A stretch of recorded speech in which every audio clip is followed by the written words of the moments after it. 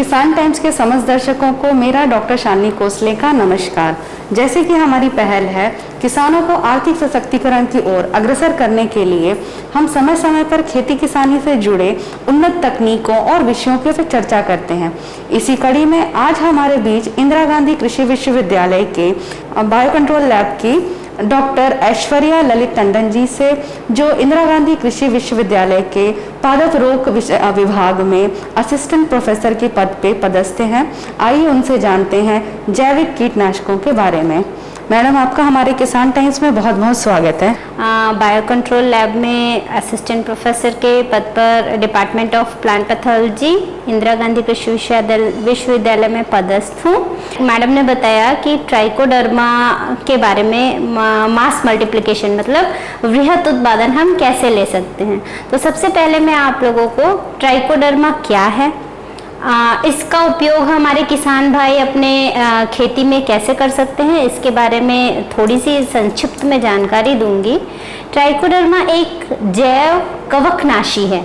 ये जैव कवकनाशी दो तरीके से हमारे जो सॉइल बोर्न पैथोजन है, मृदा जनित रोग बोलते हैं जिन्हें हम, जैसे कि हमारा पीथियम हो गया, फाइटोफथोरा, स्क्लेरोशिया, स्क्लेरोटीनिया, ये सब जो हमारे प्रमुख कवक हैं, फंगस हैं, इन पे ये मृदा में ही रह करके उनको डायरेक्ट मारने में मदद करता है।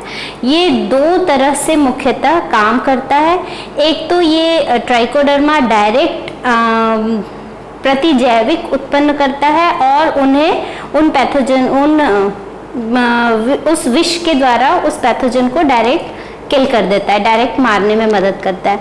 दूसरा, ये ट्राइकोडर्मा एक एंजाइम प्रोड्यूस करता है और उस एंजाइम को बोलते हैं ग्लूटेनेज या किटिनेज, और इस एंजाइम के थ्रू भी ये ट्राइकोडर्मा डायरेक्ट उस पैथोजन को मारने में मदद करता है।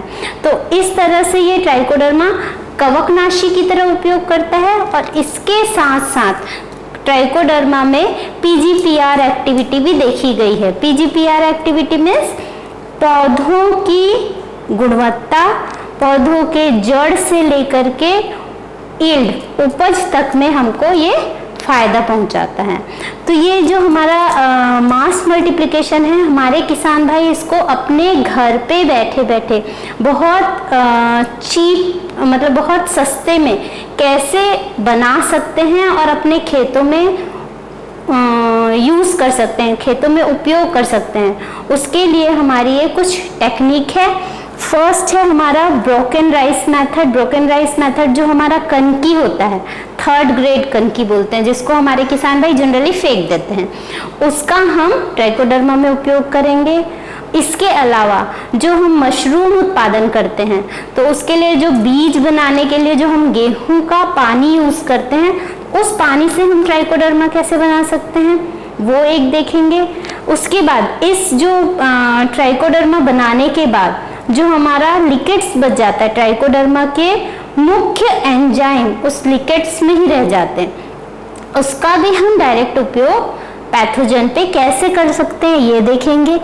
देन हमारा कैप्सूल हम कैसे प्रिपरेशन करते हैं ये बताएंगे, और साथ ही साथ FYM में और वर्मी कंपोस्टिंग में हम कंपोस्ट के फॉर्म में ट्राइकोडर्मा को कैसे ले जा सकते हैं, इन बिंदुओं पर आज हम चर्चा करेंगे। सबसे पहले मैं ब्रोकन राइस मेथड जो हमारा कनकी है, जिससे ट्राइकोडर्मा का वृहत उत्पादन हमारे किसान भाई अपने घर पर ले सकते हैं, इसकी विधि के बारे में बताऊंगी, और इसी से हम कैप्सूल कैसे बना सकते हैं उसकी विधि बताऊंगी। वैसे तो ये जो CG ट्राइको कैप्सूल है, ये हमारे यहाँ bio control laboratory Indira Gandhi कृषि विश्वविद्यालय में उपलब्ध है। हमारे किसान भाई से यहाँ से आकर डायरेक्ट खरीद कर ले जा सकते हैं। आइए चलते हैं ब्रोकन राइस मेथड की तरफ। सबसे पहले हमारा 3rd ग्रेड कनकी हम लोग यूज़ करते हैं ट्राइकोडर्मा के उत्पादन में। ये जो किसान भाई हमारे फेंक देते हैं, इस कनकी को हम लोग ट्राइकोडर्मा के उत्पादन में यूज़ करेंगे। इसके लिए इस कनकी को 1 किलो कनकी को 2 लीटर पानी में बहुत तेज आंच में 1 से 2 मिनट के लिए पकाना रहता है, क्योंकि कनकी है बहुत छोटा दाना होता है, 2 मिनट में बहुत आराम से वो पक जाता है। आफ्टर 2 मिनट उसको हम एक पेपर में स्टरलाइज करने के बाद अल्कोहल से उस पेपर को अच्छे से निर्जीवीकृत कर लेते हैं। उसके बाद उस कनकी को फैला देते हैं, क्योंकि बहुत गर्म कंडीशन में अगर हम ट्राइकोकैप को उसमें डालेंगे, ट्राइकोडर्मा के कल्चर को, तो वो ट्राइकोडर्मा के जो स्पोर्स होंगे, जो उसके पार्टिकल्स होंगे, उसको वो मार देगा। तो इसीलिए कनकी को गुनगुना होने तक ठंडा करते हैं। गुनगुने कंडीशन में उसमें 2 हमारा ये जो ट्राइकोकैप कैप्सूल है उसको अच्छे से कनकी में मिला देते हैं। फिर इस टाइप का डब्बा लेते हैं और इस डब्बे में 1 किलो कनकी में 2 ट्राइकोकैप कैप्सूल को बहुत अच्छे से मिला करके इसमें 1 सेंटीमीटर की ऊंचाई तक भर देते हैं।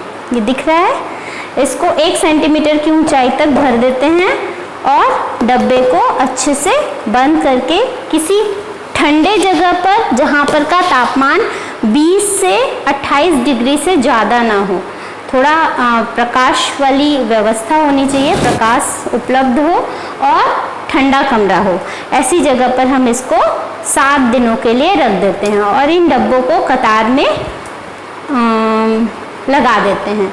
इन डब्बों को कतार में लगाने के बाद हम देखेंगे दूसरे से तीसरे दिन में इसमें सफ़ेद कलर का, सफ़ेद रंग का माइसीलियम जो है वो उगने लगता है, फफूंद का जो जाल होता है वो दिखने लगता है और 7 दिनों के पश्चात ये डब्बा पूरी तरह से गहरे हरे रंग में बदल जाता है।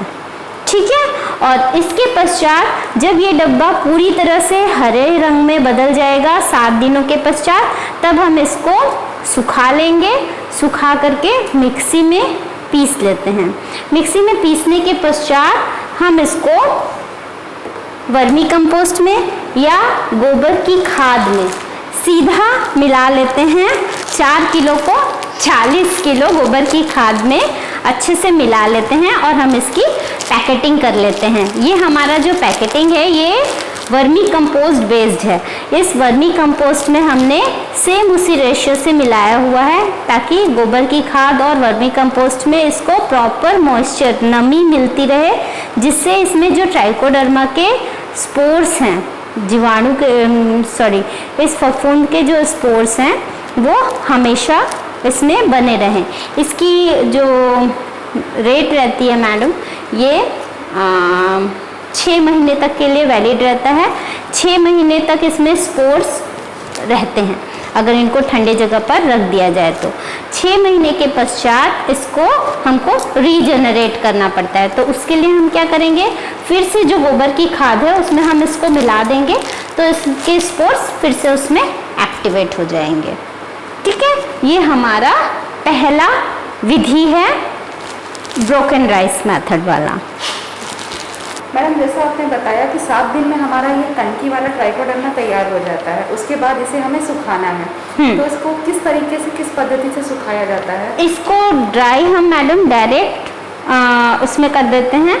अगर हम ड्राई नहीं भी करेंगे तो इस कनकी वाले को डायरेक्ट पीस करके, क्योंकि गोबर की खाद में नमी उपस्थित रहता है, उसके लिए ड्राई हमको कल्चर की आवश्यकता नहीं होती है, तो उसको नमी वाले को ही हम डायरेक्ट उसमें बहुत अच्छे से मिला करके छोड़ देते हैं और पैकेटिंग कर सकते हैं जी। और अगर सुखाना है तो किस तरीके से? और इसमें कि छांव में सुखाना है? छांव में सुखा सकते हैं इसको, लेकिन इसको सुखाने की ज़रूरत जनरली नहीं होती है ना। इसको डायरेक्ट हम गोबर की खाद में मिला करके उपयोग कर सकते हैं।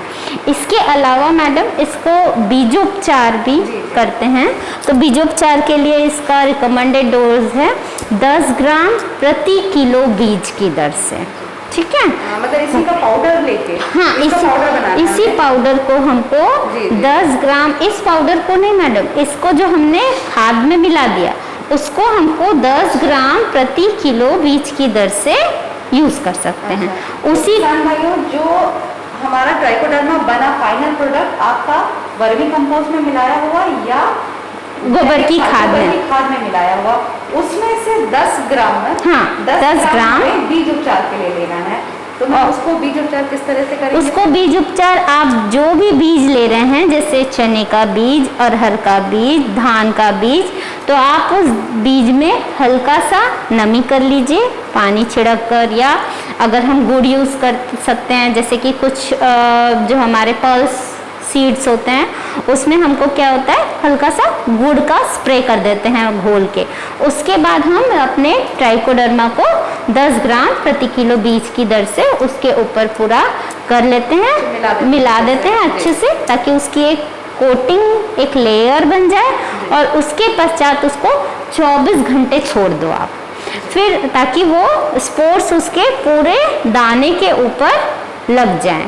उसके बाद फिर आप 24 घंटे के बाद उस बीज की बुआई करेंगे तो आप खुद अपने खेतों में फ़र्क देख पाएंगे कि हमारा जो बीजोपचार किया हुआ बीज है वो कितना अच्छा रिजल्ट दे रहा है और जो बिना बीजोपचार वाला है वो कैसा रिजल्ट दे रहा है।